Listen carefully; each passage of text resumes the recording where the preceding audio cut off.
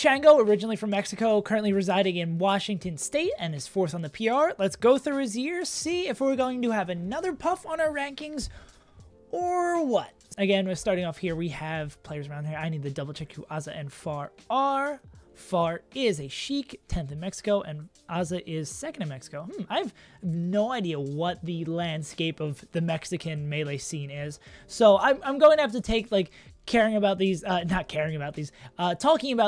with a grain of salt, because I'm very uninformed. And I'd imagine most people, I need to make that a red, most people are less than informed than they are about pretty much every other region, as they would be on the Mexican Smash scene. Any of the Japanese players, he is 6th in Japan, Fox player. And players like you and where you're going to be ranked will help give us a really good feel, because what you really need, I think, when you're ranking like European players, we see, and it affects like all other regions outside the US, because most people know US and then they know their local region and maybe a couple regions out there of like reference points on how good a player is. And that's usually, we're using touchstones for European players to find out how good they are, either the big hallmark European players if they wins over them, or when they come to the US and what kind of round players they beat. So when we have someone, you'll potentially be ranked, we'll have that touchstone point for the Mexican Melee scene, and we'll see how people perform against you when you play in Mexico to kind of use that. This is like 3 degrees of separation here of trying to figure out what values. Like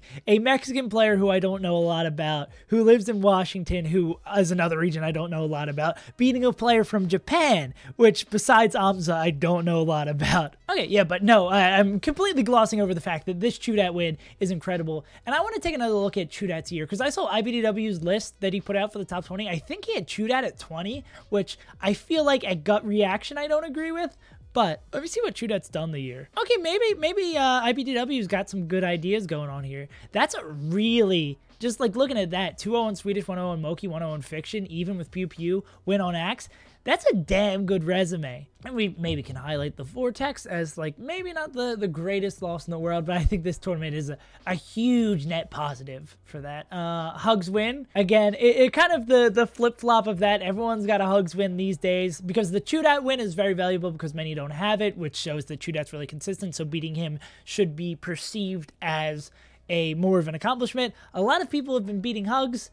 Still doesn't mean beating Hugs is a easy task, but less than ideal for that. Do you pronounce this? Is it Tecate? Like the beer? Fox from Washington. See, because I have no idea where what Eddie has done this year. He's a drunk Zane win. That is not looking pretty. If that is the only win, is not looking pretty for Eddie Mexico. Currently not on the ballot. Okay, that makes sense that he's not on the ballot just from this brief look here. Pretend Blitz not beating anyone of importance, losing to 2 really good players. Nothing to notice there. JKJ is Fox from Long Island. Never heard of him before. And again, not the greatest thing in the world, losing to Leffen. So there are a lot of either less than desirable losses here, or more I think, better to describe it, losses that we don't really have a great idea about how good or bad they are, which is more, maybe that's just more on me for my less than full knowledge of the Mexican scene. But the big thing that I think helps a lot is this Chudat win. Chudat, especially, again, looking at his resume again, how good of a year, surprisingly good of a year Chudat has had. That win is really incredible to have.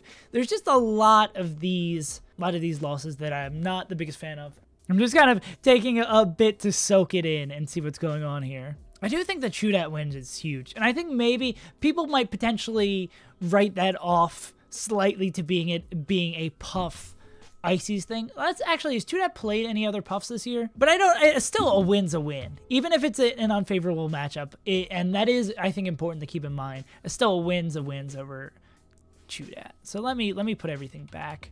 How's Chango's chances for top 100? It's hard anyone near this lower end to rank, and especially is the case for Chango, because myself, and I don't want to speak for all balloters, because I feel like a lot of times people discussing rankings and balloters will speak for, like, we'll say the balloters don't know X, or the balloters will do Y, or the ranking system is the worst catch-all phrase, is X, Y, and Z.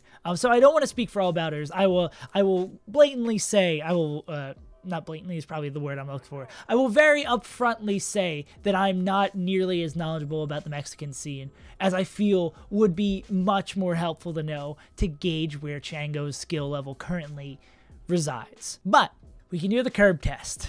The thing that keeps on making Curb a weird comparison point is all of the wins he has around players around this like 85 to 135 range, or the range that I keep on changing every time I talk about it. And we have a better feel for a lot of these players because I know more about like how good Leighton is, or Dawson, or Warmer, or Riobeat is, but I don't have that same kind of read on like Eddie or Tecate or Curve this year. I think I'd very clearly rather have the flagship win carrying my results be a Chudat win than a Ryan 4 win, because I think, well, just as we looked at, I think Chudat's a clear shoe-in for top 30, whereas Ryan Ford maybe like somewhere between like 45 to 60, based on like what I know off the top of my head of where I'd rank him. I haven't looked like super in depth to him. And having 2 Hugs wins to back it up is really good. And I don't know if I was thinking this or said it. I think people can forget this, myself included, up until this point, until I kind of contextualize it, that we give a lot of benefit of the doubt for European players. It shouldn't be just European players. There's a lot of scenes outside the US that either players don't get a lot of chances to face off against players. And I know Chango's